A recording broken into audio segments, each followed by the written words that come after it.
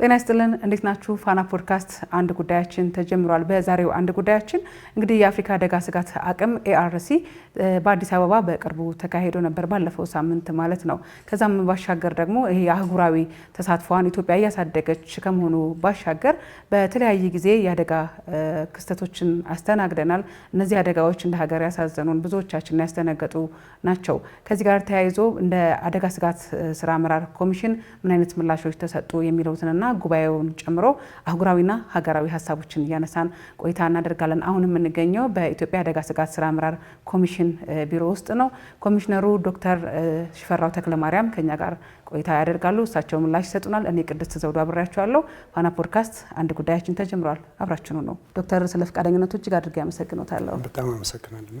ትልቅ ጉባኤ ነው ያስተናገድነው። እንግዲህ የአፍሪካ ህብረት አንድ አካል የሆነ ጉባኤ ነውና ከዚህ ጋር ተያይዞ እንደ ሀገር ይህንን ማስተናገድ ደጋሽ መሆን በራሱ ትልቅ ስራ ይፈልጋል። ዞሮ ዞሮ ካለፈ በኋላም ስለተገናኘን እጅግ በጣም ደስ ብሎኛል። እንዴት ነበረ? እንደገና በጣም አመሰግናለሁ። የአፍሪካ አደጋ ስጋት አቅም መሰረታዊ ሀሳቡ የአፍሪካውያንን የአየር ንብረት መዘዞችን በአፍሪካዊ አቅም እንዴት ምላሽ መስጠት ይቻላል ከሚል የተነሳ ነው። በዚህ ውስጥ ወደ 39 አባል ሀገራት አሉ። ሌሎቹ በተለያየ ደረጃ ይገኛሉ። ዋናው ዓላማ እንዳነሳሁት ከአህጉራዊ አቅም ውጭ በሆነ መንገድ የአደጋ ስጋትን ለመመለስ የሚደረገው ጥረት በሌሎች አገሮች ቅደም ተከተል የሚመሰረት እንደመሆኑ መጠን ለአፍሪካዊ ፍላጎቶች በቂ ምላሽ አይሰጥም። ስለዚህም የራሳችን መንገድ የራሳችን መፍትሄ ሊኖር ይገባል በሚል የጀመረው እንግዲህ ዓላማው ይሄ ነው። ወደ 3 ግቦች አሉት። የመጀመሪያው ከአደጋ ስጋት ጋር አያይዘን የማቀድ የዝግጅት የማድረግና የምላሽ አቅምን በአባል ሀገራት ላይ መገንባት የሚላለ። ሁለተኛው ከፋይናንስ ጋር የተያያዘ ነው። ሁሉንም የምናነሳቸው ነገሮች ከፋይናንስ ጋር የተያያዘ ስለሆነ የፋይናንስ አቅምን በኢንሹራንስም ሆኑ በመሳሰሉት ቢልድ ማድረግ የሚልና ሶስተኛው ለዚህ የሚሆን የመረጃ የማስረጃ ስርዓት እንፍጠር የሚል ነው። እንግዲህ በዚህ ውስጥ ሆነን የመጀመሪያው ጉዳይ ኢትዮጵያ ይህንን እንድታዘጋጅ በ16ኛ ጊዜ ነው የተመረጥነው። 16ቱን ዓመታት የት ነው የነበር ነው የሚለው ጥያቄ የሚያስነሳ ነገር ቢሆንም በመላ በአባል ሀገራት በጋራ ድምፅ ነው የተወሰነው። እንግዲህ ከመጋቢት 30 እና ሚያዝያ 1 ተካሄደ ማለት ነው። በውስጡ ያየነው አንዱ የራሱ የኮንፈረንሱ ዓላማዎችን ለማሳካት የሚያስችል ሰፊ ቅድመ ዝግጅት ስራዎች ተሰርተዋል። አንድ ሁለተኛው ዓላማ ደግሞ የነበረው የራሳችንንም የገጽታ ግንባታም ይሁን የሰራናቸውን ስኬቶች ግልጽ የማድረግ እና የማጋራት ስራዎች ነበሩ። እነዚህ በሙሉ በተሳካ ሁኔታ ተከናውነዋል። ወደ 400 የሚጠጉ ተሳታፊዎች ነበሩ። እነዚህ ተሳታፊዎች ከኮንፈረንሱ ከራሱ በተጨማሪ የአረንጓዴ ሌጋሲ ስራችን ላይ፣ የምግብ ሉዓላዊነት ስራዎቻችን፣ የኢንቨስትመንት እድሎች ላይ ከዛም አልፈን የወንዝ ዳርቻና የኮሪደር ስራዎች ጉብኝት እንዲያደርጉ አድርገናል። አልፎም ጥሩ የሆነ ባህላችንን ምን የሚያውቁበትን አጋጣሚ ፈጥረናል። ስለዚህ በእኛ ግምገማ እጅግ በጣም የተሳካ የምንለው መድረክ ነው የነበረው። ግብረ መልስም በዛ አይነት መንገድ ነው የሄደው። ወደ ራሳችን አምጥተን ኢትዮጵያ እንደዚህ አይነት ነገር በተለይም ለአፍሪካውያን ወንድምና እህት ህዝብ ማዘጋጀቷ ሁሌም ቢሆን ለአፍሪካ ችግሮች አፍሪካዊ መፍትሄ ነው የሚያስፈልገው ብለን ስናቀነቅን ስለነበረ የአፍሪካ አደጋ ስጋት አቅም ደግሞ የዛ አንዱ አካል ስለነበረ በጣም ጥሩ ጊዜ ነው። በአብዛኛው ትኩረት ያደረግነው ለአፍሪካ ሉዓላዊነት በጋራ እንቁም፣ ለአፍሪካ አጋርነት በጋራ እንቁም እና ለአንድ ስራ በትብብር መሰለፍ አለብን የሚሉ መሪ ቃላት ላይ ነው አተኩረን ስንሰራ የነበረው። ስኬታማ መድረክ ነበር። እንግዲህ በተለይ በዚህ ጉባኤ ላይ ኢትዮጵያ የአፍሪካ ቀንድ በተለያየ የተፈጥሮ አደጋዎች ዙሪያ የሚደርሱ ድርቅ ሊሆን ይችላል፣ ጎርፍ ሊሆን ይችላል፣ በርካታ አደጋዎች አሉና ይህንን በተመለከተ ያቀረበችው እንዲጸድቅላት ያቀረበችው ሰነድ ነበር። ይሄ መድረክ እንግዲህ የአፍሪካ የአደጋ ስጋት አቅም መድረክ ስለሆነ የጋራ የሆኑ ሰነዶች ናቸው የሚታዩት። ለብቻ በሆነ መንገድ የምናየው ነገር የለም። ግን ከውሳኔዎቹ አንዱና ትልቁ የነበረው የኢትዮጵያ የመድረኩ ተቀዳሚ ምክትል ሰብሳቢ ሆና ተመርጣለች። አንድ ሁለተኛ አፍሪካውያን ለዚህ አፍሪካዊ አቅም እንዲሆን ለማድረግ ከውጭ እርዳታ በጸዳ ሁኔታ እያንዳንዱ አባል ሀገር ወደ $50,000 አመታዊ መዋጮ እንዲኖር እንደ ዝቅተኛው መስፈርት ተደርጎ ተወስኗል። እነዚህ እንግዲህ ውጤታቸው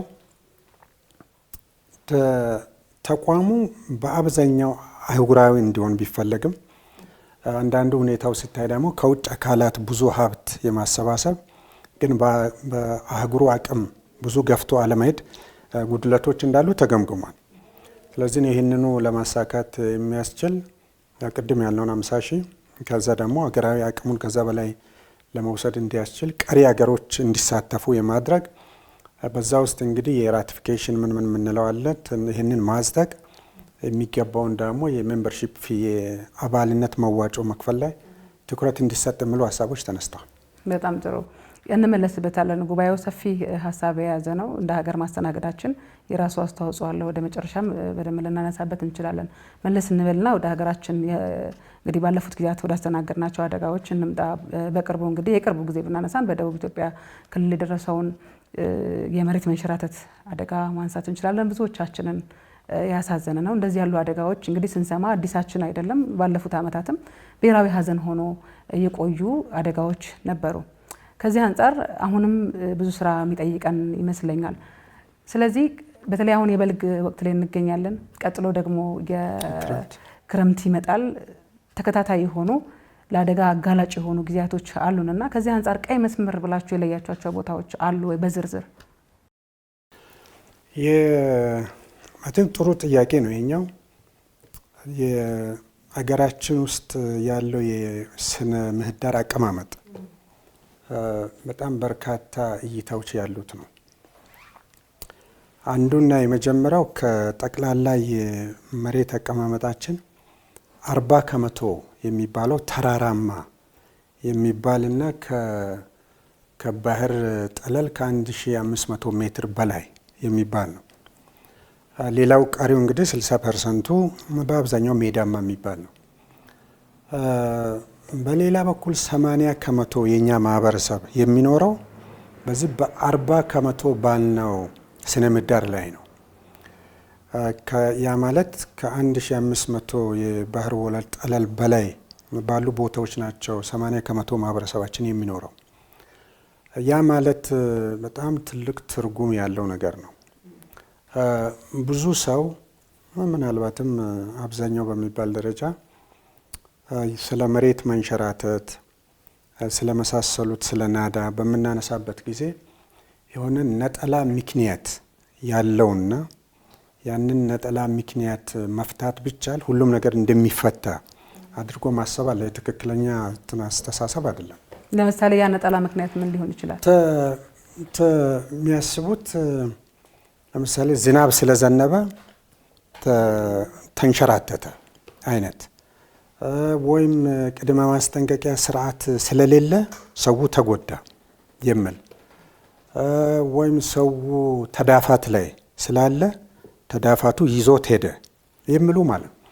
ግን የመሬት መንሸራተት ውጤቱ የብዙ ነገሮች በአንድ ላይ የመምጣት ውጤት ነው። እነዚህ ብዙ ነገሮች አንደኛው ራሱ ተዳፋት ያልነው ነው። ሰው እነዛ የምናነሳቸው ቦታዎች ላይ ከ35% እስከ 60% በሚያክል የተዳፋቱ ላይ ነው የሚኖረው። ይሄ በራሱ አጋላጭ ነው። አንድ ብለን እንውሰድ። ሁለተኛው ያ ቦታ በተለይም ለእርሻ ስራ መዋል አልነበረበትም።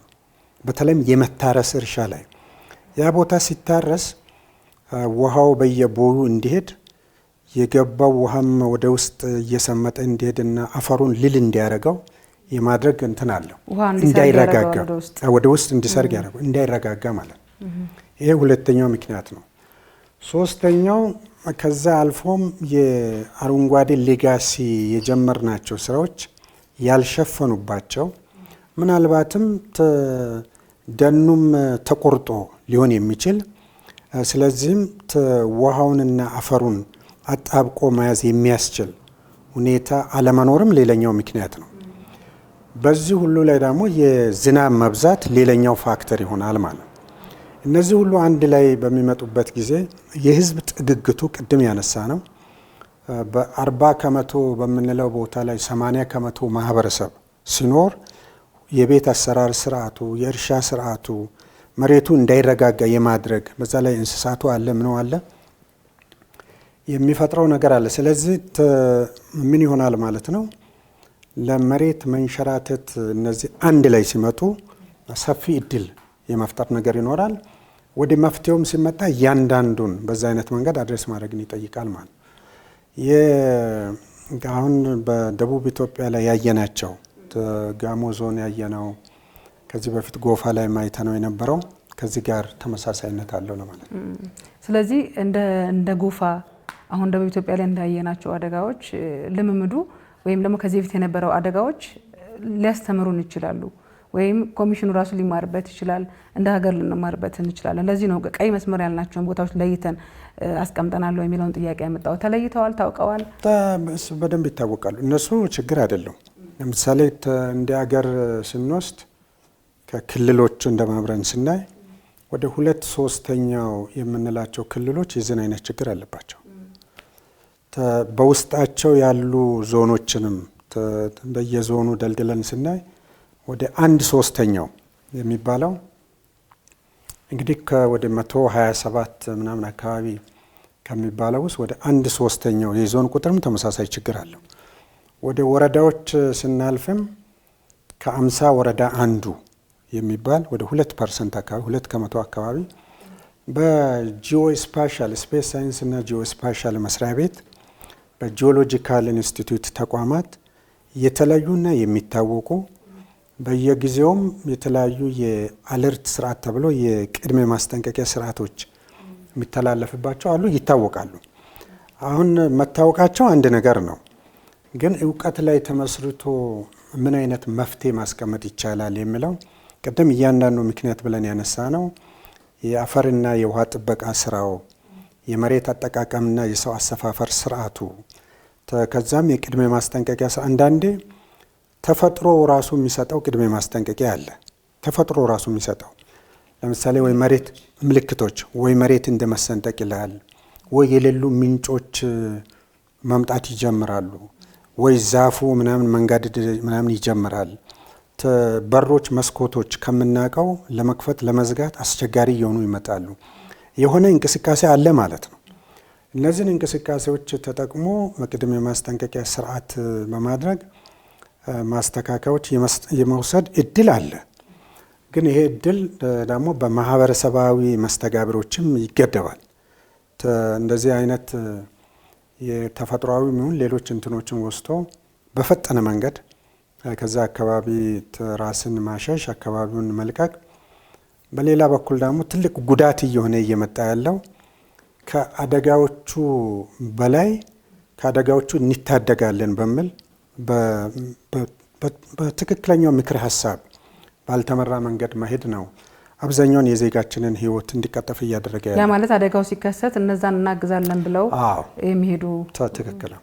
ለምሳሌ ጎፋ ላይ 4 ሰዎች በቤት ውስጥ የነበሩ በመጀመሪያው ናዳ እንትን ላይ ሕይወታቸውን አለፈ። እናዝናለን። በጣም የሚያሳዝን ነው። እነሱን እናድናለን ብሎ የመጣ ማህበረሰብ ነው በአብዛኛው የተጎዳው። የጋሞም ተመሳሳይ ነው። ጋሞም ላይ እንደዚህ አንድ ቤተሰብ አካባቢ ላይ ችግር አጋጠመ።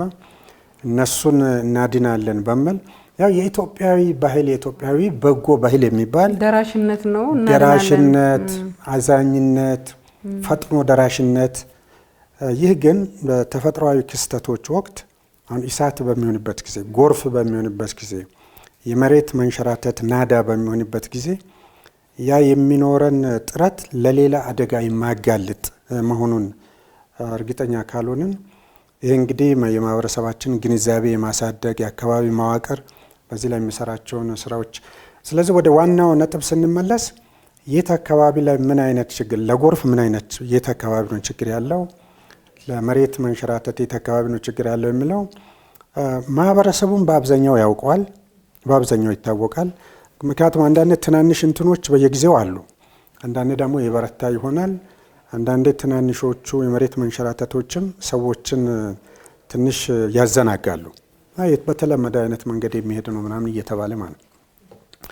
ስለዚህ ለማይታወቅ ችግሩ እንደዚህ አይነት መፍትሄ እንግዲህ 80% የሆነውን ማህበረሰብ ሪሎኬት ማድረግ በሌላ ቦታ መልሶ የማቋቋም ስራ 80% የሚሆነውን ማህበረሰብ ከሚነሱበት ቦታ ብቻ ሳይሆን የሚሄዱበት ቦታ ላይ የህይወት መሰረት፣ የአገልግሎት፣ የመሰረተ ልማት የመፍጠር ጉዳይ የኢኮኖሚያዊ አይበገሪነትን በሂደት እየገነቡ የመሄድ ከዛም ሰው ወደ ተሻለና ወደ ተስተካከለ አካባቢ የመሄድ ነገር እየተፈጠረ ሊሄድ ይችላል።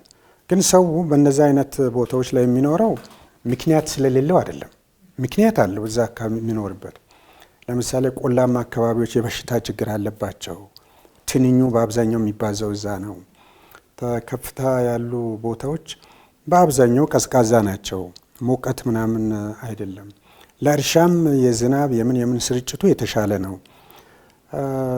በዘመናት ጊዜ ውስጥ ደግሞ ለደህንነትም ጭምር ተብሎ በየተራራው በየከፍታው በየጉብታው ሰው የመሄድም አይነት ነገሮች አሉ። ግን ወደ ሜዳማው አካባቢ ደግሞ የተስማማ እንዲሆን እየተደረገ ሲሄድ ይህ ሁኔታ እየተቀየረ ይሄዳል። የግብርና ስራውም እነዛ ዳገታማ ቦታዎች ላይ ከሚሆን ያንን ዳገታማ አካባቢ የሚስማሙ አይነት የግብርና አይነትን ማደግ ይቻላል። ለምሳሌ ከማረስ ይልቅ የንብ ማነብ ኦር እንስሳትን ከማሰማራት ይልቅ ሳር እያደገ ሳሩ እየታጨደ ምናምን እንዲሄድ የማድረግ ወደ ሌላ ዘርፍ ወደ ሌላ አይነት ስታይል የግብርና ስታይል መቀየር ይቻላል። እንግዲህ እንዳነሳሁት የማህበረሰቦቻችንም ስነ ልቦና ጨምሮ አንዱ አሁን እኛ ጋር ያለው ስነ ልቦና ከአንድ አካባቢ ወደ ሌላኛው አካባቢ ሰው መውሰድ ቀለል ተደርጎ የሚወሰድ አይደለም።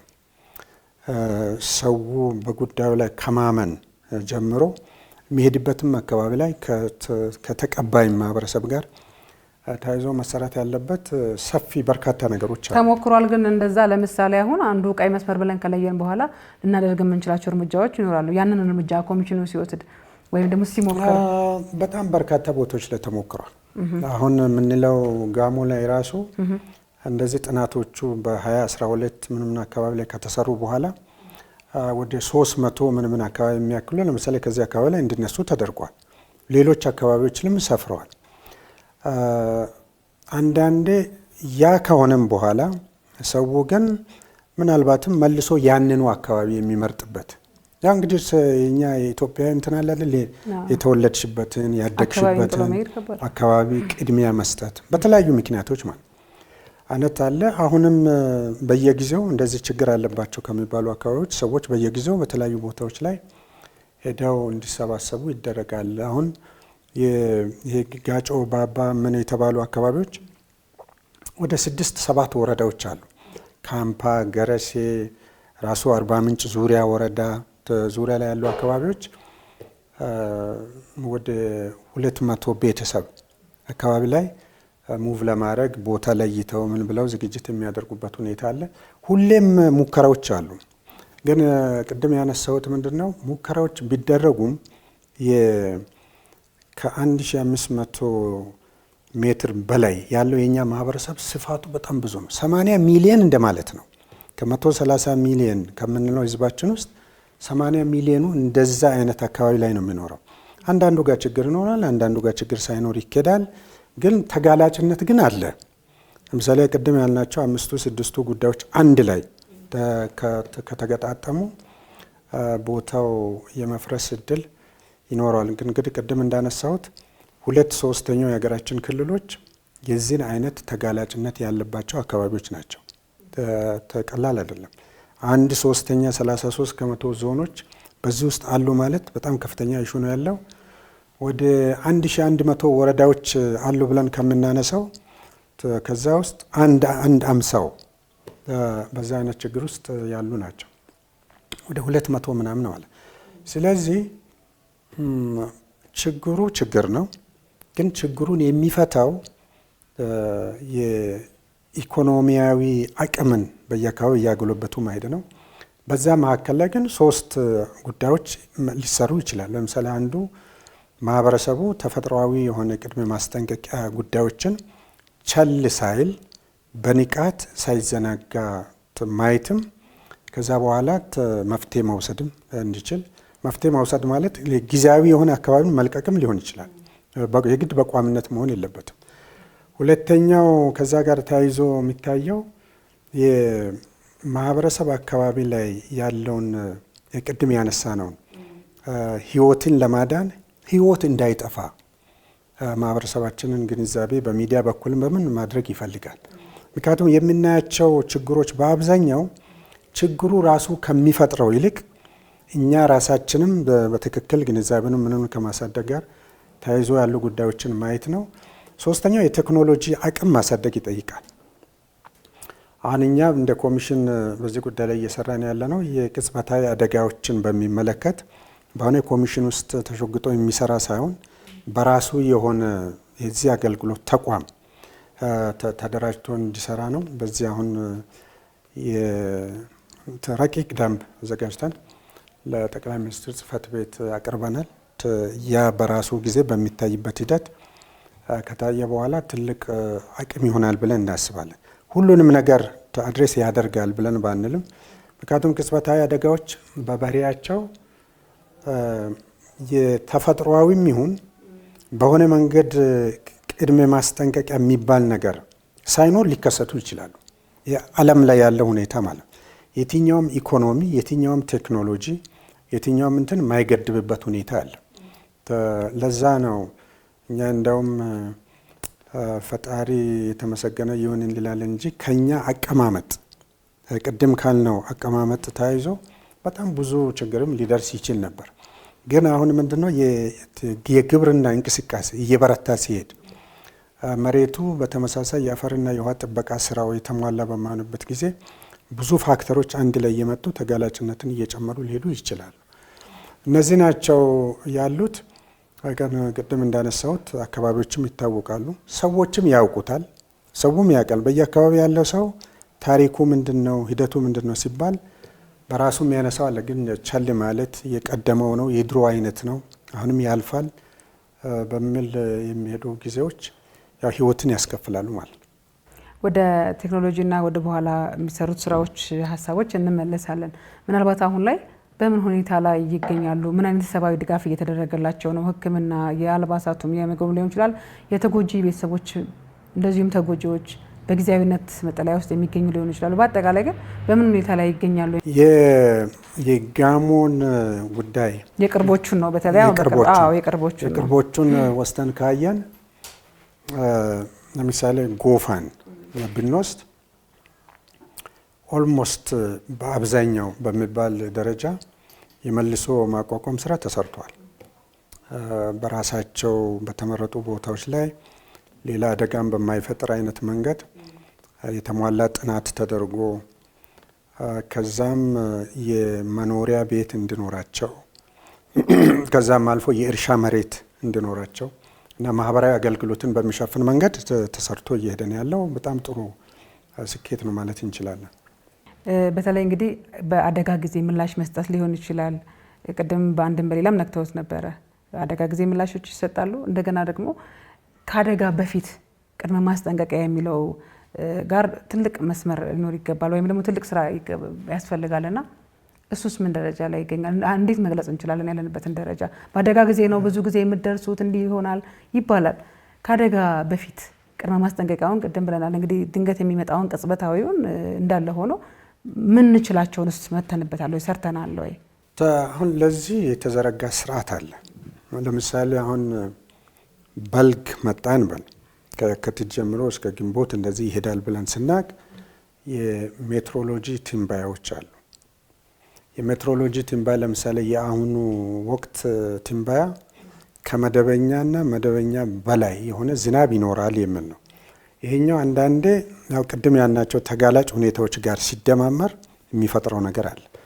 ይሄ የሜትሮሎጂ ትንበያ መሰረት በማድረግ የማንቂያ መልእክቶች ይተላለፋሉ በየጊዜው። ይህ ማንቂያ መልእክቶች እኛ ጋር ይደራጁና ከተለያዩ ተቋማት ጋር የውይይት መድረክ ይኖራል። ክልሎች ጋር፣ ሴክተሮች ጋር ያለ መድረኮች አሉ። ከዛ በጽሁፍና በሰነድ ነው የሚሰራጨው በየደረጃው ማለት። ለምሳሌ የመሬት መንሸራተት ይሄዳል፣ የጎርፍ ይሄዳል፣ የድርቅ ይሄዳል።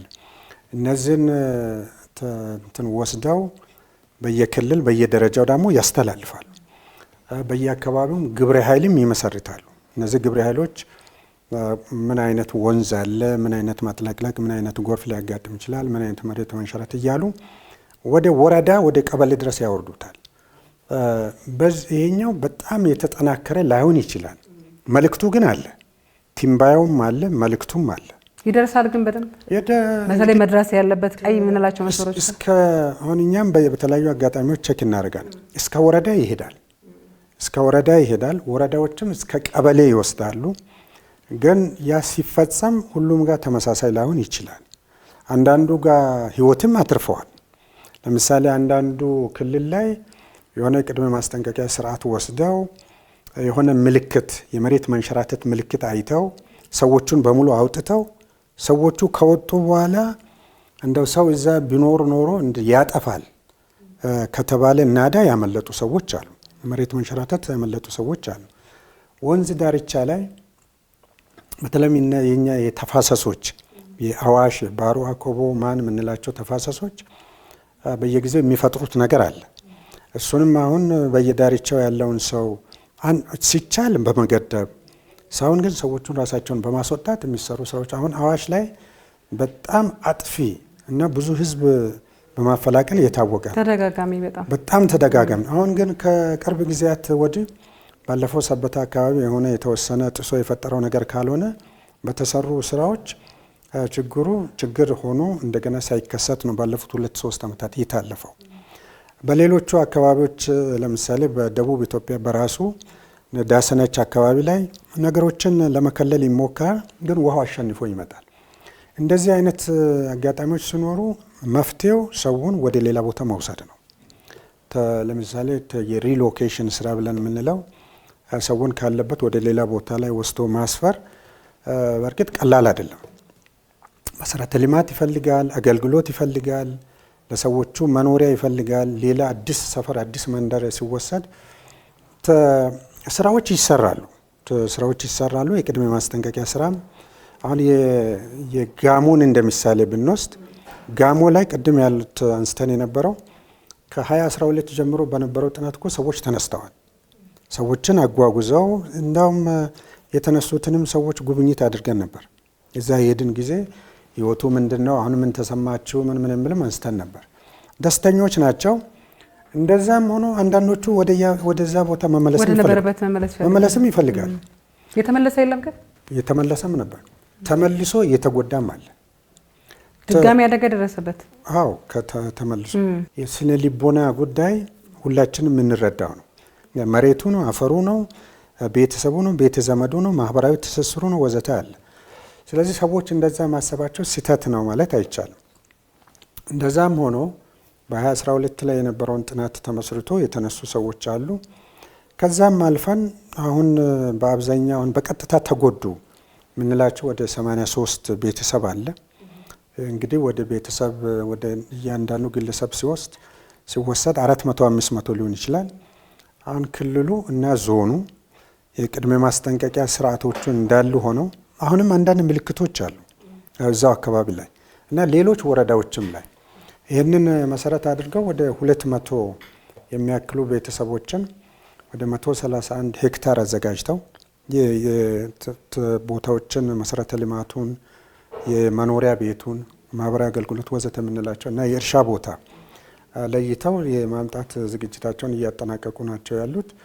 እዚህ የማዳንም ስራ አለ፣ የስነ ልቦናም ስራ አለ፣ የአቅም ጉዳዮችም አሉ። እነዚህ በአንድ ላይ ሆነው የቅድመ ማስጠንቀቂያው ስርዓት ግን ቅድም እንዳነሳሁት እያሳደጉ መሄድን ይጠይቃል። ቴክኖሎጂ መጠቀም፣ ሰውን ደግሞ በቴክኖሎጂው መልእክት እንዲደርሰው የማድረግ ለምሳሌ በየስልኩ በየምኑ በፍጥነት አሁን ከዚህ አካባቢ ሊቀቁ ወደሚል መውሰድ ዝም ብሎ ያዝ ለቀቅ በሚል መንገድ ሳይሆን በአስተሳሰብም በተቋማዊ ቁመናም እና በፋይናንስ አቅምም የሚሰራ እንደሆነ ማድረግ ይገባል። እሱን እየሰራን ነን የምንገኘው። በአጭር ጊዜ ውስጥ የሚገነባ አቅም አይደለም፣ ግን ተቋሙ ኦልሬዲ እንዲመሰረት መሰረት ተጥሏል። የተለያዩ እቃዎች፣ መሳሪያዎች፣ ማሽነሪዎችንም እያስገባንን እነዚህ ሁሉ ሆነው በአንድ በኩል የቅድመ ማስጠንቀቂያውን አቅም ለመፍጠር የሚያስችሉ የሁኔታዎች መከታተያ ክፍልም እያደራጀን ነው። ምናልባት ለእናንተም ጉብኝት ልናስደርግ እንችላለን። እነዚህ በሀገር ውስጥ ያሉ አቅሞችንም ከውጭ የምናገናኛቸው አቅሞች ካሉ እነሱንም በማሰባሰብ በእያንዳንዱ አካባቢ ላይ ምን አለ፣ ምን ሊፈጠር ይችላል የሚሉ ስራዎችን ከፕሮፌሽናል በሆነ መንገድ ሙያዊ በሆነ መንገድ በትንተና መሄድ እንዲችል እየተሰራ ነው። እንግዲህ ወደዚያ እንደርሳለን የሚል ሙሉ እምነት አለኝ። ምላሹ የሰው ምን ይመስላል? የህብረተሰቡ ልክ አሁን አደጋ እየመጣ ነው፣ እንደዚህ መጠንቀቅ አለብን፣ እንደዚህ አይነት ጥንቃቄ ውሰዱ ብሎ መረጃው ሲደርስ የመደንገጥ ሁኔታችን ምን ይመስላል? ቶሎ እርምጃ የመውሰድ አሁን ቅድም በማህበረሰባችን ውስጥ የተለመደ መተጋገዝ፣ መረዳዳት አለ። ሰው አደጋ ሲደርስበት ለማዳን እንረባረባለን። ይሄ ፎርማል የሆነ አካሄድን አንከተልም። ብዙ ጊዜ አንዱ አንዱን ለማዳን ይጥራል። በዛው ልክ ደግሞ በቃ መዳን አለብህ፣ እዚህ አካባቢ ላይ እንደዚህ አደጋ አለ ተብሎ መልእክት ሲተላለፍ ንቁ ሆኖ የራስ እርምጃ ከመውሰድ አንጻር የማህበረሰብ ተሳትፎ ጋር ተያይዞ ሀሳብ ባነሳ ደስ ይለኛል። የማህበረሰብ ተሳትፎ እጅግ በጣም መሰረታዊ ነው። ቅድም እንዳነሳሁት ቅጽበታዊ አደጋዎች ላይ እያንዳንዱ ሰው ሚና አለው። የመጀመሪያው ሚናው የሚሆነው ነገሮችን አቅልሎ አለማየት ነው፣ ወይ ያው የለመድነው ነው። በነገራችን ላይ እሱ ነው አሁን ትልቁ ችግር። ብዙ ጊዜ ትንሽ በትንሹ ስለሚያዩት፣ ለምሳሌ ወንዝ ሞልቶ ሲሄድ ያያሉ፣ ጎርፍ መጥቶ ያጥለቀለቅና ሲመለስ ያያሉ፣ ናዳም የሆነ ድንጋይ ተንከባለው የሆነ ነገር ሲሰራ ያያሉ። የመሬት መንሸራተትም አሁን በምንላቸው አካባቢዎች ላይ በጣም ከፍተኛ ፕሮባቢሊቲ አለ የሚባልበት ከተጋላጭነት አለ የሚባል አካባቢ ስለሆነ ትንሽ ትንሽ ፍርስ ስል ያያሉ። ይሄ ምን ይፈጥራል? በማህበረሰብ ውስጥ የምናውቀው ነገር ነው፣ ያዘናጋል። የምናውቀው ነገር ነው፣ የተለየ ነገር የለም የሚል ነገር ይፈጥራል። እንደዛም ሆኖ አሁንም መፍትሄው ያለው እነሱ ጋር ነው። ማህበረሰቡ እነዚህን አይነት ኢቨን መልእክትም ቢሰጥ ግንዛቤውን ቢመጣ ይሄ የምናውቀው ነገር አንድ ቀን ደግሞ የሚጎዳን ነገር ሊሆን ይችላል ወደምለው ማድረስ ከተመክሮም እንዲያየው ማድረግ ላይ መስራት ይጠይቃል። አሁን የተፈጥሯዊ ቅድመ ማስጠንቀቂያ ብለን ያነሳ ነው አለ። ተፈጥሯዊ ቅድመ ማስጠንቀቂያን በመለየትም በማወቅም የአካባቢውን ማህበረሰብ የሚተካ ነገር የለም። የትኛውም ቴክኖሎጂ ይህንን ሊተካ አይችልም። ትላንት ከነበረበት አንድ ነገር ዞር ብለዋል። ከምናውቀው ዘንበል ብለዋል። በምናውቀው መንገድ በርም መስኮትም እየተዘጋ አይደለም። በምናውቀው መንገድ እርሻችን ውስጥ የተሟላ ነገር እያየን ነው፣ ወይ የተሰነጠቀ ነገር እያየን ነው። ማናውቀው ምንጭ አሁን እያየን ነው የሚለውን የቀደመውን ስለሚያውቁ አዲስ የተፈጠረውን ማነጻጸር የሚችሉ እነሱ ናቸው። ይህንን የሚተካ የትኛው መዋቅር ሊኖር አይችልም። እያንዳንዱ ቤቱ መካከል ላይ፣ ቤቱ ውስጥ ላይ፣ ጓሮ ላይ ያለውን ማየት ስለሚችል ማለት ነው። ስለዚህ የቅጽበታዊ አደጋዎች ላይ አደጋዎችን ቀድሞ በማወቅም በታወቀው ላይ የሚወሰዱ የመከላከል እርምጃዎችም ላይ የሚወሰዱ የመከላከል እርምጃዎች ለሌላ አደጋ ጉዳትና ውድመት የማያደርሱ መሆናቸውን በመስራትም ላይ ከማህበረሰብ ውጭ የሚሰራ ነገር የለም። ስለዚህ የቤተሰብ ኃላፊነት፣ የማህበረሰብ አጋሪነት ብለን የምናነሳው ላይ አሁንም ትኩረት ሰጥተን መስራት የሚገባው በየአካባቢ ያለውንም እውቀት በየአካባቢ ያለውንም ልምድም ወስቶ በዛ ላይ ትንሽ ለሌላ ችግር የማያጋልጥ ማድረግ ላይ መስራት ትኩረት የሚሰጥ ነው። አሁን ይሄ ፈልጎ ማዳን የሚባለውንም ስራ እኮ ማህበረሰቡ ነው አሁን በዚህ ሰዓት ላይ በዛ በከፍተኛ ጥረት እየሄደ ያለው። እኔ ተቋማዊ ማድረግ አለብን ብዬ ያልኩት የዘመናዊ አሰራሩ ማንም እንዲገባ አይፈቅድም። እዛ አካባቢ ላይ ዘመናዊ የሆኑ አነፍናፊ ውሻኖን በል ማሽኖችን በል የተለያዩ መሳሪያዎች አካባቢው ይከለልና የሆነ ቀይ ዞን ነው ተብሎ ማንም ሰው እንዳይደርስ ተደርጎ የሚሰራ ስራ ነው። ስለዚህ አቅማችንን ወደዛ ስናሳድግ ማህበረሰቡ የሚቸገርበትን እየተካን እንሄዳለን። በዚህ ሰዓት ግን ማህበረሰቡ የሚሰራውን ነገር አሁን ኮሚሽኑ ሊተካ አይችልም። እንደ አገር ወደዛ አቅም እስከምንመጣ ድረስ ያለው ላይ ማህበረሰቡን ግንዛቤ መፍጠር፣ አንዳንድ ዋና ዋና የምንላቸውን መልእክቶች እንዲደርሰው ማድረግ፣ በዛ ላይ እስከቻለ ድረስ ሙያዊ የሆነ መንገድ እንዲከተል በየደረጃውን የአደጋ ስጋት ስራ አመራር ኮሚሽን መዋቅር እስከ ወረዳ ይወርድና ወረዳው ደግሞ አሁን የተለያዩ ለምሳሌ ኦሮሚያ ክልል ላይ እንደምናየው ይሄ መዋቅር እስከ ቀበሌም ድረስ ይሄዳል። ወደ ቀበሌ የሄደው መዋቅር አንዱ ስራ በዚህ መንገድ ማደራጀት፣ ማብቃት፣ አንዳንድ እንደየአስፈላጊነቱ የሚያስፈልጉ እቃዎች ምንም ሲኖሩ ያንን ማቅረብ፣ ለምሳሌ ጎርፍ ነው ምንድነው ምናምን በምንልበት ጊዜ ይሄ መንሳፈፊያ ጃኬቶች ምን እንዲኖሩ ማድረግ። ስለዚህ ሰው ሌላኛውን አድናለሁ ብሎ ራሱን እንዳያጠፋ ማለት አደጋ ውስጥ እንደዛ ነገር ሊሰራ። ስለዚህ ማህበረሰብን በዚህ ሰዓት የሚተካ ነገር በየትኛውም ጊዜ በየትኛውም ዓለም በነገራችን ላይ በየትኛውም ዓለም ታሪክ ቀድሞ ደራሽ ወይ ጎረቤቱ ነው ወይ ራሱ ቤተሰቡ ነው። ይህንን ትልቅ ምንድነው ልምምድ አቅም ይዞ ሊሄድ የሚሞክር የትኛው መሰራር የተሳካለት ይሆናል። ግን ማህበረሰቡን ችላ በማለት የሚሰራ ስራ በተለይም በቅጽበታዊ አደጋዎች ላይ ውጤት አይኖረውም። ስለዚህ ሁሌም ቢሆን የስራው የተልእኮ ማዕከል ይሆናሉ የሚል እምነት ነው ያለኝ። እንግዲህ የሰብአዊ ድጋፍ ከመስጠት ጋር ተያይዞ ጅምሮች አሉ፣ በተግባር ላይ ያሉም ይኖራሉ።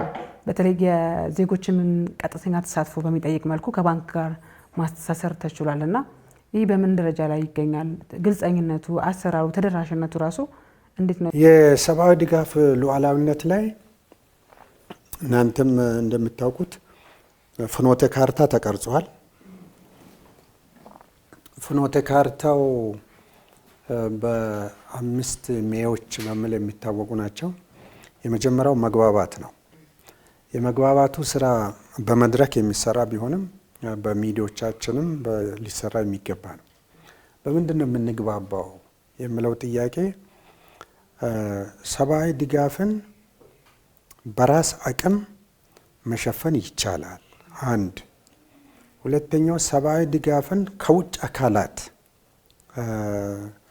ለመደገፍ መሞከር ክብርን፣ ነፃነትና ሉዓላዊነትን የሚሸረሽር ነው የሚል። ሶስተኛው ሰብአዊ ድጋፍ ፈላጊ ይኖራል፣ አደጋዎችም ይኖራሉ። ስለዚህ በራሳችን ዝግጅት የራሳችንን ዜጋ መታደግ አለብን የሚል። በዚህ ላይ እንግባባ ነው። አሁን በዚህ ላይ መግባባት ምን ችግር አለው? ግን የምንለውን ያክል ግን የቀለለ ግን አይደለም። ምናልባትም በመሬት መንሸራተት ውስጥ ማምለጥ ይቀል ይሆናል። ይህንን አስተሳሰብ የጋራ ለምንድን ነው እንደዛ የሚሆነው? የእርዳታዎች ሀገራችን ውስጥ ለ80 ዓመታት ሄደዋል። የውጭ ድጋፎች ነበሩ በብዛት የውጭ ድጋፍ መጀመሪያ በእንግሊዞች ከዛ በአሜሪካውያን ከዛ ወዘተ ምናምን እያለ ከ1935ዎቹ አካባቢ ጀምሮ ሲካሄድ ቆይቷል። እንግዲህ የ100 ዓመት ታሪክ ነው ብለን ብንወስድ ስንት ትውልድ ማለት ነው? አንድ ትውልድ በ15 ዓመት ነው የሚሰለው ተብሎ ቢታሰብ ይህ እንግዲህ ወደ 7-8 ትውልድ ሄዷል ማለት ነው። ስለዚህ በቀላሉ በዚህ ላይ መግባባት የሚደረስ ነው ወይ ብለን ብናነሳ ቀላል አይደለም። ከማህበረሰባችን እሴት ጋር አብሮ የሚሄድ ነገር አይደለም። ግን ማህበረሰባችን ይህንን እንዲሸከም ተደርጓል። አንዳንዴም ተቋማዊም ሆኖም ጭምር ማለት ለምሳሌ አደጋ ስጋት ስራ አመራር ኮሚሽን የሚታወቀው ሰብአዊ ድጋፍ ሉዓላዊነትን ያረጋግጣል በሚል ሳይሆን ሰብአዊ ድጋፍን ያድላል በሚል ነው።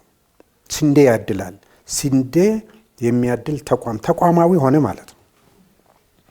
የኛ ሚዲያዎችም አሁን እኔን በሚጠይቁኝ ጊዜ እናንተን ላያካትት ይችላል፣ ሊያካትትም ይችላል፣ አይታወቅም። ምን ያክል እርዳታ ላክ ነው ታችኛው መዋቅር ላይ ምን ያክል አቅም ተፈጥሯል? ምን ያክል ምላሽ ሰጥተው ምን ያክሉ አጠራቸው?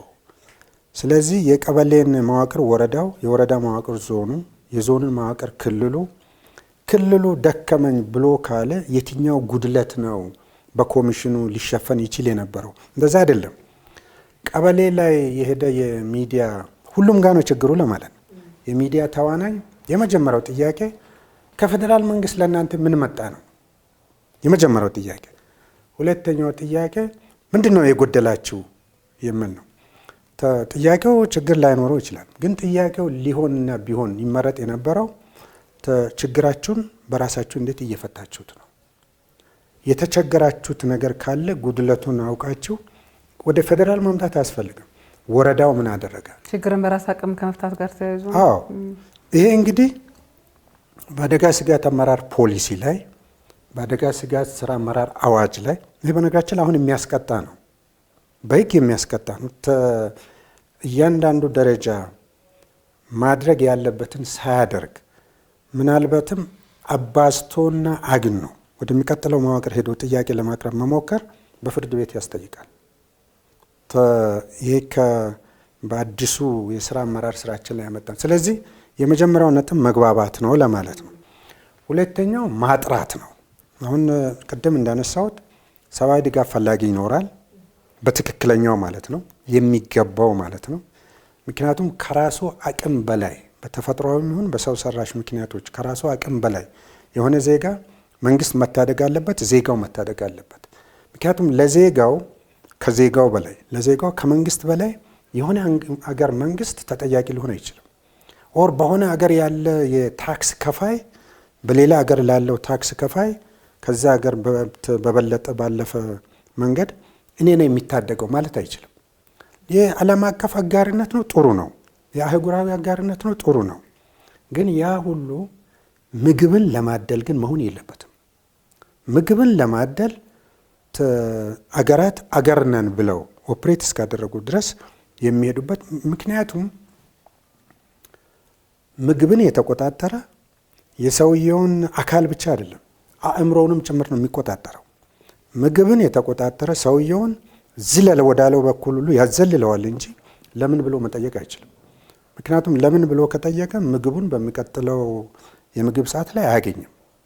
ስለዚህ የማጥራት ስራው ማን ነው የሚገባው እና ማን ነው ሳይገባው እዛ ውስጥ ይገባው የሚል ትክክለኛው የልየታ ስርዓት ማስቀመጥን የሚጠይቅ ነው። ሶስተኛው ዝግጅት ነው። የዝግጅት ስራው ኋላ በፓኬጅም ጭምር የሚታየው የዝግጅት ስራው ፈንድ ማዘጋጀት ይጠይቃል። ቅድም ያነሳሽው ማለት ነው። የእህል ክምችት ማዘጋጀት ይፈልጋል። የእህል ክምችት በመደበኛ ፕሮግራም በሚስተጓጎልበት ጊዜ የሆነ ሌላ ቦታ ላይ ማማተር ሳይሆን ከራስ ሪዘርቭ እንዲሆን ማለት ነው። የመጋዘንና የትራንስፖርት ስርዓት ማዘጋጀትን ይጠይቃል። የቅጽበታዊ አደጋዎች አገልግሎትን ማደራጀት ይጠይቃል እና ከሁሉም በላይ ቅድም አንስተሽ የነበረው ጥሩ ነጥብ የቤተሰብ ኃላፊነትና የማህበረሰብ አጋርነትን ማጠናከር ይጠይቃል። ስለዚህ በዛ ውስጥ ወደ ተነሳው ነጥብ ሊመለስና የኢትዮጵያ አደጋ ስጋት ምላሽ ፈንድ የተደራጀው ወደ ሉዓላዊነት ሲመጣ ዋናው ወገብ የሚሰብረው ገንዘብ ነው። ገንዘብ ከሌለሽ ምንም ነገር የለሽም። ዓለም አቀፍ ሁኔታው አደጋዎች እየከፉ ቢሄዱም ዓለም አቀፍ የገንዘብ ድጋፍ አጋሪነት በከፍተኛ ደረጃ አሽቆልቁሏል። የለም ከማለት ያለፈ ነገር ይሁን በሚል ነው እንጂ በከፍተኛ ደረጃ አሽቆልቁሏል። ስለዚህ አገራት ከመጀመሪያውም ኃላፊነት ነበረባቸው። አሁን ደግሞ ኃላፊነታቸውን በትክክል መወጣት አለባቸው። ስለዚህ የአደጋ ስጋት ምላሽ ፈንድ የመንግስት ከፍተኛ እና ቆራጥ ውሳኔ የሚባል ነው። ከፍተኛና ቆራጥ ውሳኔ የሚባል ነው። ምክንያቱም ብዙ ጊዜ እንከላከላለን ራሳችንን እንቻል ነው እንጂ የሚባለው ራሱን ችሎ የሌላውን የምግብ ፍላጎት በቃኝ አያስፈልገኝም የሚል ሀገር ለማየት እንደው ከባድ ፍለጋ ነው የሚሆነው። ስለዚህ ታሪክን የሚቀይር ምናልባትም ጨዋታን የሚቀይር የሚባል የታሪክ እጥፋት ጨዋታ ቀያሪ የሚባል በሀገራችን ውስጥ ከጠቅላይ ሚኒስትራችን ጀምሮ በቅርብ ክትትል እና በቅርብ ተፈጽሞ የተከናወነው ነገር ቢኖር የአደጋ ስጋት ስራ አመራር ህጉ ላይ አንዱ የተያዘው የአደጋ ስጋት ምላሽ ፈንድ ነው። ስለዚህ በህግ ነው የተቋቋመው ለማለት ነው። ሁለተኛው የአደጋ ስጋት ምላሽ ፈንድ ላይ በደንብ ደግሞ ተቋማት እነማን ናቸው፣ ሚጣኔያቸውስ ምንድነው የሚል ተደንግጎ በስራ ላይ ውለዋል። በዚህ ላይ ከሁለት ነጥቦች አንስተሽ የነበረው ይሄ ከግልጸኝነት አለ ወይ የሚለው ግልጽ ማድረግ የሚቻለው እንግዲህ በፖሊሲ በአዋጅ በደንብ ነው። ከዚህ በላይ ግልጸኝነት የሚባል ነገር የለም። አንድ እሱ ነው። ሁለተኛው ደንቡም ይሁን አዋጁ በተለይ ደንቡ ላይ ተካቶ ያለው መርሆች ብለን የምንወስደው አንዱ አካታችነት ነው። ማንም ሰው በየትኛውም መስክ ላይ ያለው የሚችለውን ድርሻ እንዲያዋጣ ማድረግ ነው። ይሄ የአጋርነት ታክስ ምናምን አይደለም። ይሄ የአጋርነት መገለጫ ነው። አሁን ኢትዮጵያውያን ይህ አዲስ ልምምዳችን ግን አይደለም። ኢትዮጵያውያን ቅድም ህይወታቸውንም ጭምር ይሰጣሉ በዚህ አይነት ነገር ላይ ሌላኛውን አድናለሁ ብለው 4 ሰው ማነው የመሬት መንሸራተቱ ቀብሯል ሲባል ሌላ 80 ሰው የሚገባበት ለሌላኛው ሰው ራሱን አሳልፎ የሚሰጥ ሰው ስላለ ነው፣ የሚሰጥ ዜጋ ስላለ ነው። ይሄ ዜጋ ለመከላከል ስራው ቅድም ላልናቸው ለቅድመ ማስጠንቀቂያ ስራው ለምን ስራው የራስን አቅም ይዞ ለመሄድ በአጋርነት የሚያደርገው ነገር አለ። አንዱ አካታችነት ያን ነው። ሁለተኛው ተወዳዳሪነትን በምንም አይነት መንገድ የሚሸረሽር አለመሆኑ ነው። ያ ማለት ለምሳሌ አንደኛው ያዋጣል አንደኛው አያዋጣም የሚለው አይሰራም ማለት ነው። ሁሉም የሚያዋጣ አይሆንም፣ ሁሉም ይሳተፍበታል። በአዋጁ ላይ እና በደንቡ ላይ የተለዩ 17 ተቋማት አሉ። 17 ተቋማት እንደ ማይቀፍ ነው እንጂ ወደ ዘርዝረን ስንወስድ ከ340 350 የሚጠጉ ተቋማት አሉ። የምንሰበስበው ከአገልግሎት መጨረሻ ላይ ነው። ተቋማቱ እንደ ተቋማት በሚወዳደሩበት ምናምን ላይ የሚፈጥርባቸው ነገር የለም። የኢትዮጵያ ሕዝብ ነው ኮንትሪቢዩት የሚያደርገው፣ የኢትዮጵያ ሕዝብ ነው። ይህንን በማድረግ ሂደት ላይ ባንኮች ይሳተፋሉ፣ ኢንሹራንሶች ይሳተፋሉ፣ ማይክሮ ፋይናንሶች ይሳተፋሉ፣ ቴሌ መዋቅሮች ይሳተፋሉ፣ የኢትዮ ቴሌም ይሁን የሳፋሪኮም ይሳተፋል። የትኛውም በሽርክናም ይሁን በሆነ መንገድ ትርፍ ምናምን የሚወስዱ ተቋማት ይሳተፋሉ። እንደዚህ እያለ ዝርዝሩ ወደ 16 ተቋማት ይሄዳል። በዚህ ውስጥ ምን ያክል ነው የምናዋጣው የሚለው ለማንም ጫና እንዳይፈጥር ግን በሌላ በኩል ደግሞ በሰፊው ተሰባስቦ ትርጉም እንዲኖረው ተደርጎ የተቀረጸ ነው። ለምሳሌ አንድ ምሳሌ ላንሳ። የባንክ ኤቲኤም ላይ አንድ ሰው 4000 ብር ቢያወጣ 12 ብር ሰርቪስ ቻርጅ ቢያደርግ ባንኩ ማለት ነው ኤቲኤም ላይ ከሱ ውስጥ ለዚህኛው ለአደጋ ስጋት ምላሽ ፈንድ 5% ነው ኮንትሪቢዩት የሚደረገው። 5% ማለት የ12 ብሩ ማለት ነው። ያ ማለት 60 ሳንቲም ማለት ነው። አንዳንዴ አሁን 5% ያልነው በወጣው 4000 ላይ እንደሚያርፍ አድርጎ የማየት አይነት ነገር አለ። ስለዚህ ለምሳሌ ባንኩ ቅድም ባልኩት 4012 ብር ሰርቪስ ቻርጅ ቢያስከፍል 12 ብር 5% 12% ብሯ ላይ ነው የሚታርፈው። ያ ማለት 60 ሳንቲም ማለት ነው። ስለዚህ አንድ ሰው የ4000 ብር ድሮ ያደረገ ሰው 60 ሳንቲም ለዚህ ኮንትሪቢዩት ቢያደርግ የዛን ያክል አጋሪነት ነው፣ ኮንትሪቢዩሽን ነው፣ ዜግነት ነው፣ ለራሱም ነው፣ ለሌላውም ነው፣ ለአገር ነው፣ ለክብሩ ነው፣ ለነጻነት ነው፣ ለሉዓላዊነት ነው። 60 ሳንቲም ኮንትሪቢዩት የሚያደርገው 60 ሳንቲም ኮንትሪቢዩት አድርጌ ክብሬን ማስከበር ከሆነ ክብር ማለት ያ ከውጭ እየመጣ ክብረ ነክ በሆነ መንገድ የሚሄድበትን ነገር መሸፈን ከቻልኩ በዛ ምክንያት ሙሉ ነጻነት ቅድም እንዳነሳ ነው ያው ምግብ የተቀበለ ነጻነት አለኝ ማለት በኢትዮጵያዊ ባህልም ነጻነት የለው። ለምነ አንድ ሰው እርዳታ ምናምን የሚወስድ ሰው የእድር ዳኛ እኮ መሆን አይችልም። እቁብ ላይ የእቁብ ዳኛ አያደርጉትም። አባቶቻችን በተለያዩ ቦታዎች ላይ ሲያነሱ የነበረው ለምነህ ስታበቃ በስብሰባ ፊት ለፊት መሄድ አይቻልም። ይህ እኮ የኢትዮጵያ ባህል ነው።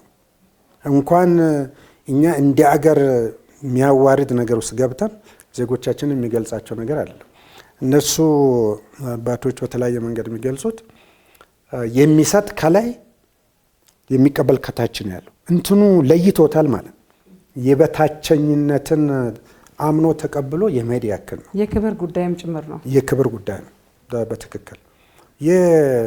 በሌላ በኩል ይሄ የሚመጡ እርዳታዎች የምንላቸው በየአገሮቹ ካፒታል ፍላጎት ላይ ካፒታል ማለት ዋና ከተማዎቻቸው ፍላጎት ላይ የተመሰረተ እንጂ የአንድን አገር ሰብአዊ ድጋፍ ፍላጎት ቆርቆሮን ነው አሳምሞን ነው የሚባል ነገር የለም።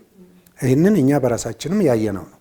በአሁኑ ሰዓት ላይ ፖለቲካው አልተመቸንም፣ ሰዎቹ አልታዘዙም፣ ፍላጎታችንን እያከበሩ አይደለም ብሎ ያሰበ የትኛውም ነገር ለዛውም በንግግርና በጊዜ ተሰጥቶች አይደል፣ በየትኛውም ሰዓት ላይ ሊቆረጥ ይችላል። የመጠምዘዣ እንትን ሊሆን ይችላል። የመጠምዘዣ ምንም ጥያቄ የለው። በዛ አይነት መንገድ ከሚኬድበት ወጥቶ በ60 ሳንቲም ቅድም ካለው ከ4000 ጋር ስልጠናው ማለት ነው ክብራችንን ክብር ማለት የዜግነት ክብር፣ የስብዕና ክብር፣ የአገር ክብር ከዛም አልፎ የሆነ አገር ላይ ብትታይ የሆነ ሰው ቢኖር ራሱን የቻለ አገር ሰብአዊ ድጋፍን በራሱ የሚሸፍን አገር ዜጋ። አለዚያ አየር መንገዳችን፣ ቴሌኮማችን፣ ባንካችን በሆነ ቦታ ላይ ሲገኝ ከየት መጣ ነው የሚባለው። ሌላ ስም ይሰጠዋል እንጂ በሰራው ባደረገው ክብሩ ነፃነቱ ምናምን ተሰጥቶ ሊሄድ የሚችል አይደል። ስለዚህ የአደጋ ስጋት ምላሽ ፈንድ ላይ ያለን አጋርነት ለሌላ ሀገር ወስደን የምንሰጠው ነገር አይደለም፣ ኦር ለሆነ ተቋም የሚሰጥ ነገር አይደለም። ቅድም አሁን የምናነሳቸው የነበሩ ቅጽበታዊ አደጋዎች፣ ሰው ሰራሽ አደጋዎች፣ ተፈጥሯዊ አደጋዎች ለዚህ የሚሆን አቅም፣ ለዚህ የሚሆን ቴክኖሎጂ፣ ለዚህ የሚሆን የሰው ኃይል፣ ለዚህ የሚሆነውን የመጋዘንና የትራንስፖርት ስርዓት፣ ፈጥኖ ደራሽነት፣ ቀድሞ ተገኝነት ስራዎች በሙሉ ሀብት የሚጠይቁ ናቸው። ስለዚህ ይህንን ሀብት ለሁሉም ስራዎቻችን ለምሳሌ የክምችት መያዝ፣ የመጠባበቂያ ክምችት በሌሎች ሀገሮችም እኛም ጋር እንዲሆን አድርገን እየሰራን የምንገኘው እንደ ነዳጅ ወይም እንደ ውጭ ምንዛሬ ገንዘብ በጠቅላይ ሚኒስትራችን ወር በምክትል ጠቅላይ ሚኒስትራችን እውቅና ብቻ የሚተዳደር ኢቨን ኮሚሽኑ ትንሽ ነገር ፋሲሊቴት ያደርግ ይሆናል እንጂ የማያገባው የማያዝበት ተደርጎ ይሰራና መደበኛ አገልግሎቶች በየትኛው ምክንያት ተስተጓጉሏል ተብሎ ሲባል በሚተካ አይነት መንገድ ጥቅም ላይ የሚውል ነው። ይሄ የሉዓላዊነት መገለጫ ነው። ይሄ የነፃነት መገለጫ ነው። የክብር መገለጫ ነው። የምግብ ችግር በየትኛው ምክንያት አጋጠመ ተብሎ በሚባልበት ጊዜ ከሆነ አገር የሚሰፈረውን ነገር መጠበቅ ሳይገባ በራሳችን መቻል ማለት። እነዚህ የምንላቸው ነገሮች የመናገርን ያክል የቀለሉ ግን አይደሉም። የመናገርን ያክል እንደው በቀላሉ የሚሄዱ አይደለም። የመጣንበት ረዥም ጉዞ አለ። ወስኖ አቅዶ አከናውኖ መሄድን የሚጠይቅ ነገር አለ። በዛም በዚህም የለመድነውም ነገር አፍራሽ የሆነ ምን አለ። እዛም እዚህም ስንፍናም ሊያጋጥም ይችላል። እዛም እዚህም የለማመድናቸው ነገሮች ያሰነካክላሉ። የፖለቲካ ገበያውም ቀላል አይደለም። እንደዚህ ራሴን እችላለሁ ብለሽ ስትይ ምን አባቱ እንዴት ነው ራሱን የሚችለው? በየት በኩል ነው የሚችለው? ምናምን ብሎ ይህንን ለማስተጓጎል ከእንትናቸው እንዳትወጪ ማለት ነው፣ ከመዳፋቸው እንዳትወጪ ለማድረግ የሚሰሩ ስራዎች አሉ። ስለዚህ የአደጋ ስጋት ምላሽ ፈንድ በዚህ በሰብአዊ ድጋፍ ሉዓላዊነት ውስጥ የታሪክ ጥፋት ነው፣ ጨዋታ ቀያሪ ነው ብለን ያልነው ዋናው ምክንያት የሀገራችን ዜጎች የሀገራችን ውስጥ ያሉ ችግሮችን በራስ አቅም ለመፍታት ትልቁ አቅምም ትልቁ ማሳያም ነው። ምናልባትም ጥቅም ላይ ሳናውል እየተጠራቀመ በሚሄድበት ጊዜ ደግሞ የራሱን አቅም እየጨመረ ምናልባትም ከራሳችን በላይ ለሌሎች አገሮችም ጭምር በምግብም በፋይናንስም ማለት ነው አጋርነታችንን የምናሳይበት። ኢትዮጵያ ኤድ ተብሎ የሚታወቀው ለሀገራችን ብርቅ ጉዳይ አይደለም። በተለያዩ ጊዜያት በተለያዩ ወቅቶችም ጭምር ሲሰራ የነበረ አሁን ደግሞ አጠናክረን የምንቀጥለው ይሆናል የሚል ነው። ስለዚህ የአደጋ ስጋት ምላሽ ፈንዱ ሁሉም ተቋማት የሚሳተፉበት፣ ሁሉም ተቋማት ደግሞ ከራሳቸው ለራሳቸው የምናደርግበት እንደሆነ ለማንሳት ኢትዮጵያ አደጋ ስጋት ምላሽ ፈንድ ስናነሳ የነበረው ለክብራችን ለነጻነታችንና ለሉዓላዊነታችን ብለን የምናከናውነው ስለሆነ ዜጎቻችን በዚህ በአነስተኛ በሆነ ድርሻቸው ላይ ለሚያደርጉት ከልብ እናመሰግናለን። በተቋማችንም በራሳችን ስም በራሴ ስም ግን የሚሰራው ስራ በታሪክ ጉዟችን በሀገራችን ታሪክም ጭምር ትልቅ መተማመኛ የሚፈጥር ነገር መሆኑን በማወቅ ተቋማትም ይህንን ሰብስበው ወደ አካውንታችን ለዚህ በብሔራዊ ባንክ የተከፈተ አካውንት አለ። ወደዛ ሲልኩ ትልቅ ስራ እየሰሩ ትልቅ መደጋገፍን እየፈጠሩ በተበታተነ መንገድ ስንሰራ የነበረውን የመደጋገፍ ስራችንን በተደራጀ መንገድ እያስኬድን መሆናችንን አውቀው እንዲተጉ ለማለት ነው። በጣም አመሰግናለሁ። የዜጎች ተሳትፎ በዚህ ብቻ አይገታም። ከክልሎች ጋር ተያይዞ አንድም ጥሩ ተሞክሮ ተደርጎ ሲነሳ የነበረው ክልሎች የሰብአዊ ድጋፋቸው ጋር ተያይዞ በርካታ አበረታች ስራዎች እየተሰሩ ያሉባቸው ክልሎች አሉ። እነዚህ ተሞክሮዎች እንዴት የሚገለጹ ናቸው? ሌሎች ክልሎችም ደግሞ ይህንን ተሞክሮ ወስደው እዛ ተግባራዊ ከማድረግ ጋር ተያይዞ ምን ምን ስራዎች አሉ የሚለውን እናንሳ። ሰብአዊ ድጋፍ ሉዓላዊነትን በሚመለከት አንዱና ትልቁ መስፈርት ፈንድ እንዲኖር ማድረግ ነው። ቅድም ያነሳ ነው አደጋ ስጋት ምላሽ ፈንድ በየደረጃው ማለት ነው። ሁለተኛው የስትራቴጂክ መጠባበቂያ ክምችት መያዝ ነው። ሶስተኛው ለዚህ የሚሆኑ የመጠባበቂያ ክምችት መያዣ መጋዘኖች የትራንስፖርት ስርዓት መፍጠር ነው። ከቅጽበታዊ አደጋዎች አገልግሎት ጋር ሌላኛው መሰረት ነው ብለን የምንለው የቤተሰብ ኃላፊነትና የማህበረሰብ አጋርነትን ስርዓታዊና ተቋማዊ አድርጎ መተግበር ነው። በዚህ ጉዞ ላይ ወደ 9 ክልሎች ላለፉት 2 ዓመታት ለሚባል ጊዜ ለመደበኛ የሰብአዊ ድጋፍ ፍላጎታቸው እኛ ምንም አይነት እህል ልከን አናውቅም። 9 ክልሎች በአጭር በአንድ ወር ጊዜ ውስጥ በ2 ወር ጊዜ ውስጥ ሌሎች 2 ክልሎችም ተመሳሳይ አቋም ላይ ይደርሳሉ። እነዚህ ከኛም የማይወስዱ ከውጭም እርዳታ ማይወስዱ ማለት ነው። እነዚህ የምንላቸው አንድ ብለን እንያዝ። ሁለተኛ በእነዚህ ክልሎች ቅድም ባነሳናቸው ክልሎች የሰብአዊ ድጋፍ ፍላጎት ሲኖር ከራሳቸው ክምችት ከራሳቸው ፈንድ ነው እንትኑን አገልግሎቱን የሚሰጡት። ይሄው ደረጃው ይለያያል እንጂ ሁሉም ክልል በሚባል ደረጃ ማለት ምናልባት ትግራይ ክልል ላይ ጨምር ይችላል። ሁሉም በሚባል ደረጃ የራሳቸውን አብዛኛውን 9 ያልናቸው ሙሉ በሙሉ ናቸው። ሌሎቹ ቀሪዎቹ 3ቱ 4ቱ እነሱም በተመሳሳይ ብዙ ነገር በራሳቸው ይሄዳሉ። ግን አንዳንድ ከሚያጋጥማቸው እና ከምናውቃቸው ሁኔታዎች ጋር ተነስቶ በተወሰነ ደረጃ ጥቂት የሚታገዙ አሉ። እንግዲህ ከእናንተም እንደምትረዱት ወደ $1 ቢሊዮን ነበር ለዚህ ከውጭ የምናስመጣው። ይህንን እርዳታ እንሰጣለን ብለን ማለት በዚህ ጊዜ ባለፉት 3-4 ዓመታት አንድም ብር ከፌዴራል መንግስት ቋት ወጥቶ ለሰብአዊ ድጋፍ አገልግሎት እኛ ያወጣነው ነገር የለም። የሚያስፈልገንን ክምችት በሙሉ በራሳችን ውስጥ በራሳችን አቅም ነው የምንገዛው እዚሁ ሀገር ቤት ውስጥ ማለት ነው። ቅድም ያነሳናቸው ክምችቶች ወደ 500,000 ሜትሪክ ቶን መጠባበቂያ ክምችት እና ወደ 1.5 ሚሊዮን የዕለት ደራሽ አንድ ላይ 2 ሚሊዮን ሜትሪክ ቶን በአገር ውስጥ አቅም ወይ በእርሻ ወይ በግዢ ምናምን ነው የሚያዘው። አንዳንዱ ይህንን ስናነሳ ግር ይለዋል። ትክክለኛ መረጃ ስለሌለው ሊሆን ይችላል። አሁን የስንዴ ምርታማነትን ወስደን ስናይ በ2018 ላይ 4.8 ሚሊዮን ሜትሪክ ቶን አካባቢ ነው የነበረው። አሁን ላስት ይር 2025 ሲዘጋ ወደ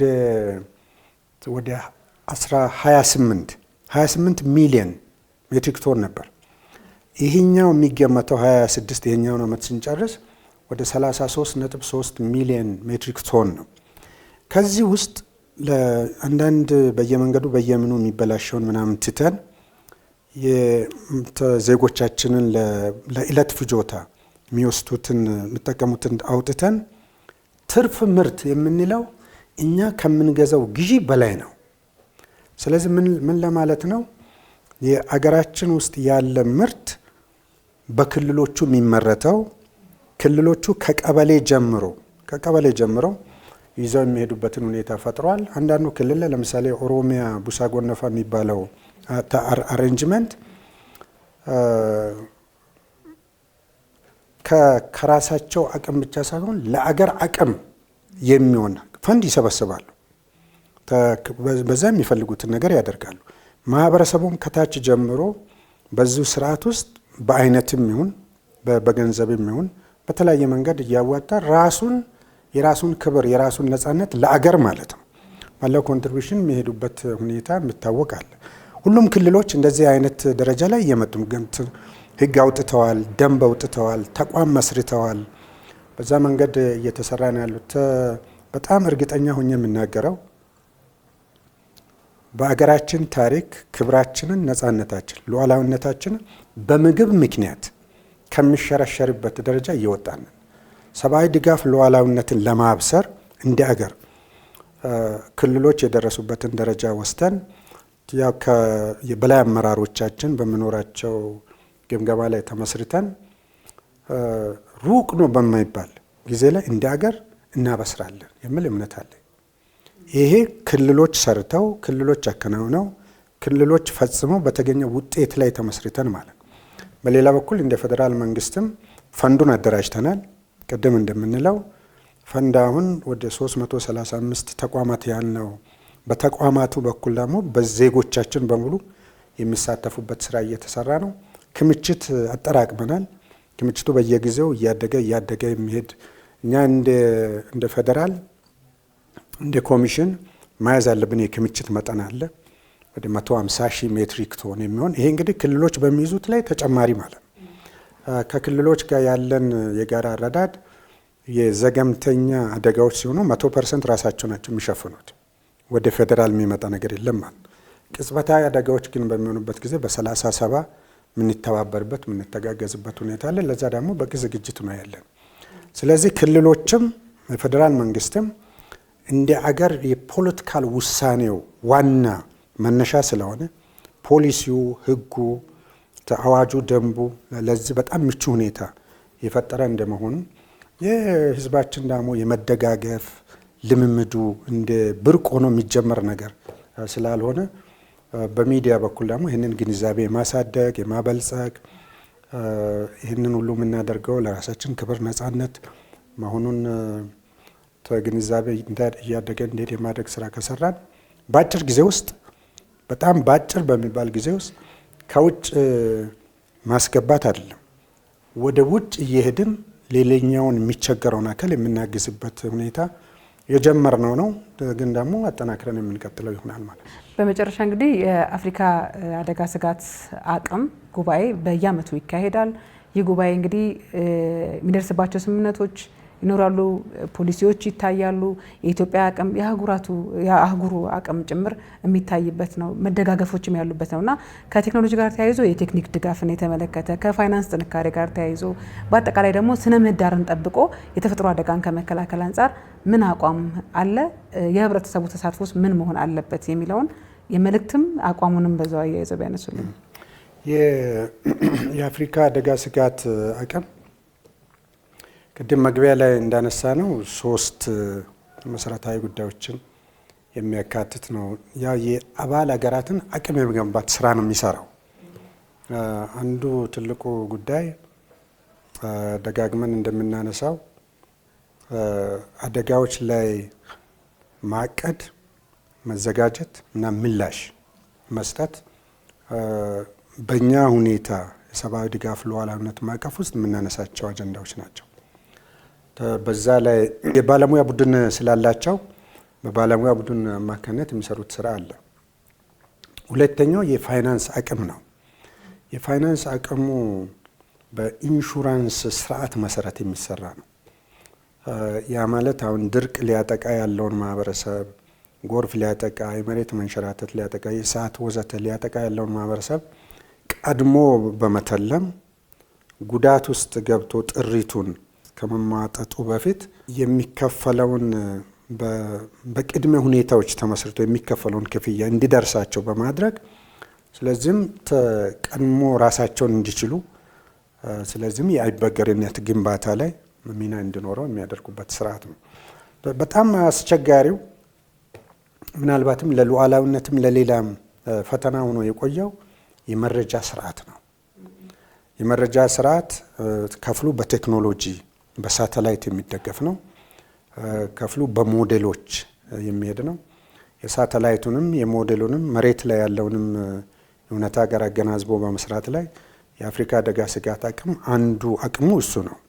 ስለዚህ ወደየ አገራቱ በሚሄዱበት ጊዜ አገራዊ እንዲሆን በማድረግ የዶሜስቲኬሽን የምንለው አገራዊ እንዲሆን በማድረግ አገራዊ አቅም በመረጃ ማመንጨት ላይ በመረጃ መተንተን ላይ እንዲሰራ የማድረግም አለው። ስለዚህ የአደጋ ስጋት አቅሙ ከኛ ጋር በሚኖረው እንትን ላይ ተቋማትን የሚያማክል የቴክኒካል የስራ ቡድን የሚባል አለ። በዛ አድርጎ ወደ ስራዎቹ ይገባል ማለት ነው። እኛም በተቻለ መጠን ተጠቃሚ ለመሆን የምንሰራው ስራ ይኖራል። ግን ወደዛ ለመሄድ ሁለት ተጨማሪ ስራዎች አሉ። አንዱ የአፍሪካ አደጋ ስጋት አቅምን የአገራዊ ሰነድ አድርጎ ማጽደቅ ይጠይቃል። ሁለተኛው በዛ ላይ ተመስርቶ የሚከፈሉ የአባልነት መዋጮዎች አሉ። የአባልነት መዋጮዎችን መክፈል ከሀገራቱ የሚሰጡ ከሀገራት የአባል አገራት ኮንትሪቢዩሽን ማለት ነው። እነዚህን በማድረግ የአደጋ ስጋት አቅሙ ያላቸውን ፕሮዳክትስ ነው የሚሉት እነሱ የእነሱን ውጤቶች ሙሉ በሙሉ የመጠቀም ስርዓት ውስጥ መግባት ይቻላል። እኛ ደግሞ ያንን ምንም የሚከለክል ነገር የለም። በኮንፈረንሱ ወቅትም የታየው ትላልቁ ነገር እስከዛሬ በመጡበት በ15 ዓመት ታሪክ ውስጥ ኢትዮጵያ ውስጥ የተከናወነውን የአባል ሀገራት ኮንፈረንስ አይተውት አያውቁ። አይተውት የማያውቁበት የኮንፈረንሱን ያዘጋጀንበት የተዘጋጀበት መንገድ የተለየ በመሆኑ ብቻ አይደለም።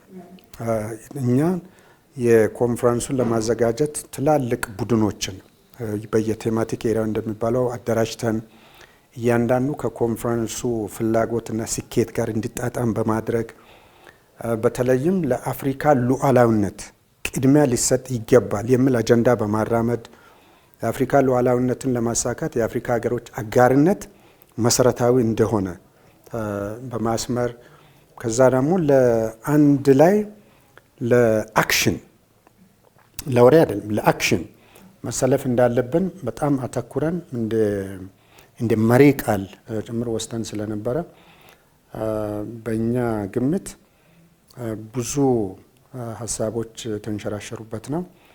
ክቡር ምክትል ጠቅላይ ሚኒስትራችንም በመድረኩ ተገኝተው በመክፈቻ ፕሮግራም ላይ በጣም ትላልቅ መልእክት ነው ያስተላለፉት አቶ ተመስገን ጥሩነህ። በዚህ አጋጣሚ ላይ ጠቅላይ ሚኒስትር ጽህፈት ቤት ክቡር ምክትል ጠቅላይ ሚኒስትራችን ጨምሮ ላደረጉት ትልቅ ድጋፍ ከልብ ማመስገን እንፈልጋለን። ለአፍሪካውያን ባስተላለፉት መልእክት ላይ እኛ ኢትዮጵያውያን የአፍሪካ መሪነት ላይ ያሉንን ስኬቶች በማጋራት የጋራ በማድረግ ለጋራ አፍሪካዊ የሆኑ ችግሮቻችን አፍሪካዊ መፍትሄ ጭምር አድርገን ለመሄድ ጊዜው አሁን ነው። ሁላችንም ወስነን ደግሞ የምንገባበት ሊሆን ይገባል በሚል የተላለፈ ትልቅ መልእክት አለ። ይሄ መልእክት በጣም በሰፊው ሄዷል። የአፍሪካ ሚኒስትሮች ምንም የተገኙትም ጭምር ይህንን በጣም አመርቂ አስተሳሰብ አድርገው የወሰዱት ነው። የከተማ ጉብኝታችንም የኮሪደሩን የወንዝ ዳርቻውን የተለያዩ ቦታዎች ላይ አይተው የት ሀገር ውስጥ ነን ያለ ነው፣ ይሄ ኢትዮጵያ የሚባል ሀገር ነው ወይስ ሌላ ሀገር ነው እስከሚል የተደነቁበት ሁኔታ አይተናል። በእርግጥም ድሮም ቢሆን ኢትዮጵያ መሪ ነበረች፣ ዛሬም ትምራን እስከምል ድረስ ገልጸው የሄዱበት አጋጣሚ ነው። የአፍሪካ አደጋ ስጋት አቅምን እንደ አባል ሀገርም ወደፊት ደግሞ ሄዳ የአፍሪካን ችግሮች አድሬስ የምታደርግ ተቋም እንድትሆን እኛም የበኩላችንን ድርሻ እንወጣለን። መልካም። የኢትዮጵያ አደጋ ስጋት ስራ አመራር ኮሚሽን ኮሚሽነር ዶክተር ሽፈራው ተክለማርያም ለሰጡን ሰፋ ያለ ማብራሪያ ከልብ አድርገን እናመሰግናለን። እናንተንም አድማጭ ተመልካቾቻችን ከልብ አድርገን እናመሰግናለን ስለተከታተላችሁን። የዛሬ ፋና ፖድካስት አንድ ጉዳያችን ያደመጣችሁት ነበረ። ከካሜራማን ባልደረቦች ጋር አብረን ቆይታ አድርገናል። መልካም ቆይታ